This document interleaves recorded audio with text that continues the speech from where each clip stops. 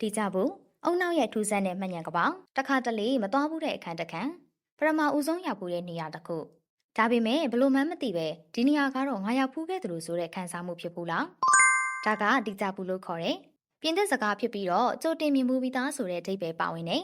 တီကြဘူးဟာမတော်တဆသတိရမှုလားအုံနောက်ရဲ့မမှန်ကန်တဲ့ signal တစ်ခုပဲလားဒါမှမဟုတ်တကယ်တမ်းတာမန်မဟုတ်တဲ့မှတ်ဉာဏ်ရဲ့လှည့်ကွက်တစ်ခုပဲလားဒါကိုမစတင်ခင်ဒီလိုဘူးတူတာရတဲ့အကြောင်းအရာတွေအတွက်ကျွန်တော်တို့ရဲ့ YouTube channel လေးကို like and subscribe လေးလုပ်ခဲ့ပေးကြပါအောင်နော်။သိပ္ပံပညာရှင်တွေကတော့ဒီအကြောင်းရဲ့ထူးခြားမှုကိုစူးစမ်းနေကြပါတယ်။တချို့ကပြောတယ်မိမိရဲ့အတိတ်ကမှတ်ဉာဏ်တစ်ခုဟာမတိမတာနဲ့လက်ရှိအချိန်တွေကိုပြန်ဝင်လာတာဖြစ်တယ်။အုံနောက်ကတော့လက်ရှိဖြစ်ရပ်ကိုအတိတ်လိုသဘောထားပြီးကြိုတင်သိမြင်မှုတွေဆိုတဲ့ခံစားမှုကိုဖန်တီးပေးလိုက်တယ်။တခြား hypothesis တချို့ကတော့လက်ရှိနဲ့အတိတ်ကြားက processing အချိန်မှာနောက်ကျသွားတဲ့ millisecond လေးတချို့ကြောင့်အုံနောက်ကတဖြည်းဖြည်းနဲ့တုံ့ပြန်တယ်။ဒါကြောင့်လက်ရှိကိုအတိတ်လိုခန်းစားသွားတယ်လို့ဆိုကြပါတယ်။တကယ်တမ်းမသွားဘူးတဲ့နေရာတစ်ခုမှာအရင်မြင်ဘူးတဲ့နေရာနဲ့တူတဲ့ပုံသဏ္ဍာန်တစ်ခုကိုအုံနောက်ကမတိတာပဲချိတ်ဆက်လိုက်တာဖြစ်နိုင်ပါတယ်။ကော်ဖီဆိုင်တစ်ခုမှထိုင်ရင်းနဲ့ရုပ်ရှင်တစ်ခုတည်းကဆင်းတစ်ခုပေါ်လာသလိုခန်းစားရတာ။ဒါဟာဒီဇာဘုတ်တစ်ခုပဲဖြစ်နိုင်ပါတယ်။သတိရမှုတွေအနေနဲ့လည်းအုံနောက်ကပတ်တန်တွေကိုစမ်းစမ်းမပြတ်သိမ်းစီပြီးတူညီတဲ့နေရာတစ်ခုနဲ့တွေ့ရင်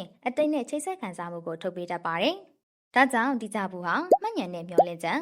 လက်ရှိနဲ့အတိတ်ကြားကအထူးတဆုံးတရားရဲ့လှည့်ကွက်တစ်ခုပဲဖြစ်နိုင်တယ်။တစုံတယောက်မှမဖော်ထုတ်နိုင်သေးတဲ့စိတ်ဝိညာဉ်ရဲ့သုံးသပ်ခန်းထဲမှာတီကြဘူးဟာ